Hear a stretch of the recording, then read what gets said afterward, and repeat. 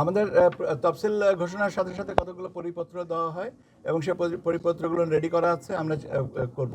এবং level playing ফিল্ডের ক্ষেত্রে যে বিষয়গুলো প্রাসঙ্গিক হবে আমরা সবটুকুই নিশ্চয়ই নিশ্চিত করব, যাতে কেউ অন্ততপক্ষে কোনো অভিযোগ না করতে পারেন। এখন কথাটা হচ্ছে যে এটা তো আমাদের দিক থেকেও যারা এর সাথে জড়িত রাজনৈতিক দলের তাদেরও সদিচ্ছার ব্যাপার থাকতে প্রাসঙ্গিক। আমি বিশ্বাস করি, আমি আস্থা রাখি এবং আমি এটা অত্যন্ত দৃঢ়তার সাথে বলতে পারি যে সবাই সহযোগিতা করবেন। এখন আমার আশাবাদ নিশ্চয়ই বাস্তবায়িত হবে, এইটুকুই আমি বলতে পারি। কেউ যদি না মানেন তাহলে তার জন্য আইনগতভাবে যে ব্যবস্থাটা আছে সেটা নেওয়া হবে। স্যার, বাগেরহাট আর গাজীপুর যে সীমানা নির্ধারণের একটা ছিল, হ্যাঁ, ওটা আমরা সংশোধনের কাজটা করছি, যথাসময়ে জানতে পারবেন।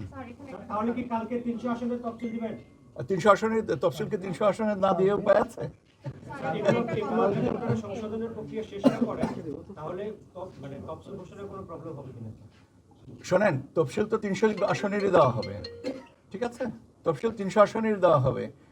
আমি তো আপনাকে বললাম যে গাজীপুর এবং বাগেরহাট নিয়ে যে বিষয়টা আসছে সেটা নিয়ে আমরা কাজ করছি। এটা তো খুব 24 ঘন্টার মধ্যে একটা আছে যে অর্ডার যেরকম সেরকম মাননীয় আদালতের আদেশ অনুযায়ী একটা সংশোধনী এটা নেওয়া হচ্ছে।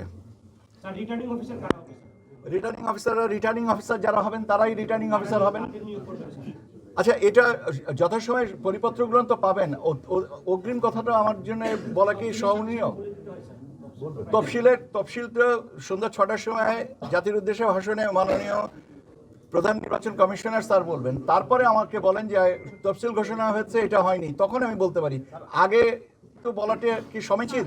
আপনাদের কর্মকর্তা কাউকে কি দিচ্ছেন রিটার্নিং কর্মকর্তা? আবার এই একই তো প্রশ্ন যে তফসিল ঘোষণার পরে রিটার্নিং অফিসারদের কথাটা আসবে, আগে থেকে এই জিনিসটা আমার বলাটা উচিত না। তফসিলের পর কি প্রশাসনিক দিক দিয়ে কি আপনারা রদবদল করবেন?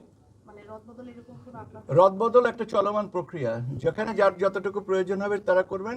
সেক্ষেত্রে নির্বাচন কমিশনের সম্মতি বা অনুমতি যদি যেটা প্রাসঙ্গিক হবে তারা সেভাবে নেবেন, কিন্তু এটা তো বন্ধ করা যাবে না।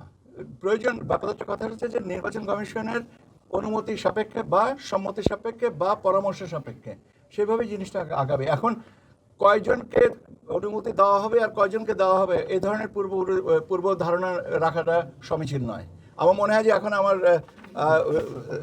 শ্রদ্ধেয় স্যারের কাছে দেওয়া উচিত। উনি